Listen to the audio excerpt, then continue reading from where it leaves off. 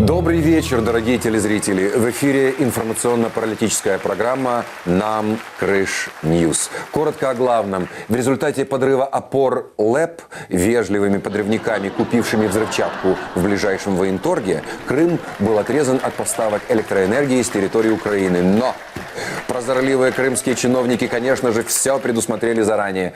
Давайте вернемся на несколько месяцев назад.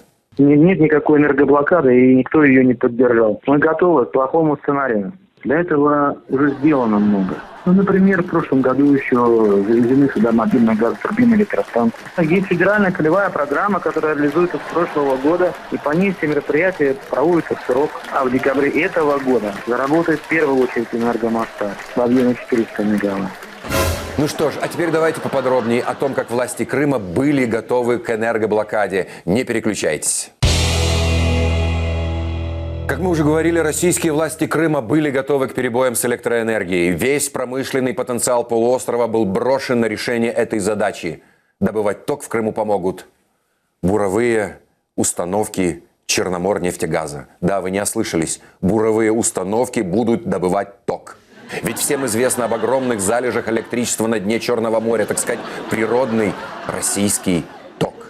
Более того, я уверен, что и рыбаки присоединятся к обеспечению Крыма электричеством, ведь есть электрические скаты, которых можно поймать и посадить на велосипеды.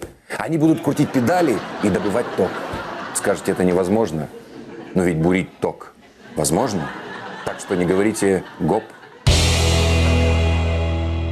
Российские власти не теряют надежду на восстановление энергосообщения с материком. Один из корреспондентов агентства РИА Новости даже сочинил по этому поводу хокку. В Херсонской области начали монтировать новые опоры ЛЭП.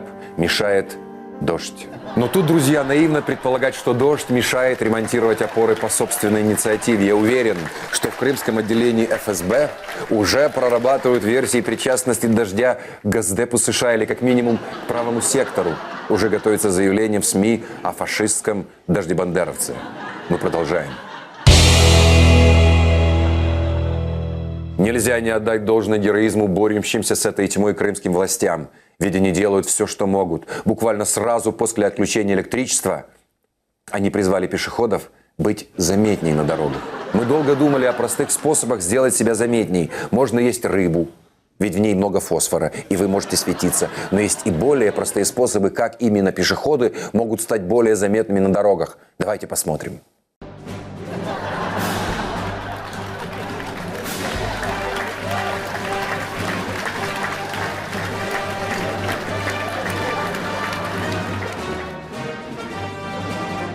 Так что, дорогие крымчане, будьте заметней на дорогах, а об остальном власти побеспокоятся. Сделать что-то не сделают, но побеспокоятся.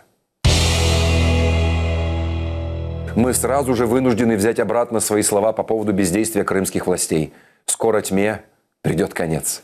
Ведь в Крым едут знаменитые кубанские электрики. В их жилах течет настоящий ток. Они повелители пассатижей. Берегись, тьма, радуйтесь, крымчане, ведь к нам едут кубанские электрики. Ожившая история кубанской вольницы, 40 артистов, более 30 лошадей, уникальные постановки, акробатические номера и зажигательные трюки. Все это экстрим-шоу «Кубанские казаки» в культурно-туристическом комплексе «Россия» в Абрау-Дюрсо. Ну что ж, в принципе, можно считать, что проблема с энергоблокадой решена. Осталось только придумать, что именно будут делать кубанские электрики при отсутствии электричества. Скорее всего, будут ждать, пока Украина даст свет. А пока, мужики, перекур. В борьбе с этой тьмой крымские власти не чураются и высоких технологий. Ведь те, кто так неосмотрительно вывел из строя опоры, совсем забыл о такой хай-тек новинке, как дизель-генераторы, которые уже поступают в Крым со стороны России. Мы уверены, они будут поступать как минимум до первого шторма в Керченском проливе. Но не это главное. Главное, что распределением этих генераторов занимается никто иной, как Счетная палата Республики Крым. И происходит это примерно так. Так, это тебе. Это мне. Это опять тебе. Это обратно тебе. Это все время тебе. Да что мы все об электричестве, да и об электричестве. Новости спорта. В Крыму состоялись матчи третьего тура по баскетболу открытого чемпионата Республики Крым сезона 2015-2016 среди мужских команд. Свои игры провели участники дивизионов А и Б. Давайте посмотрим, как это было.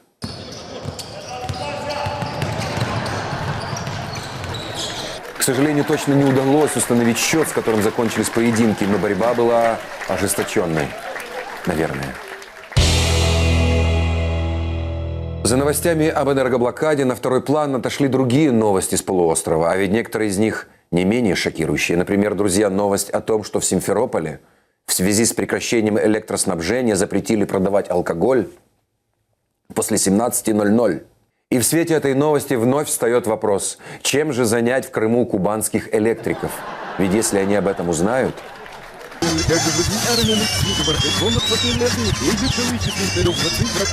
Ну что ж, друзья, в завершении еще одна новость уже с международной арены. Министр иностранных дел России Сергей Лавров призвал россиян не летать в Турцию. Мы согласны с Лавровым, не стоит летать в Турцию, особенно на Су-24. На этом все. С вами была информационно-паралитическая программа «Нам Крыш Ньюс». Мира, добра и терпения нам всем.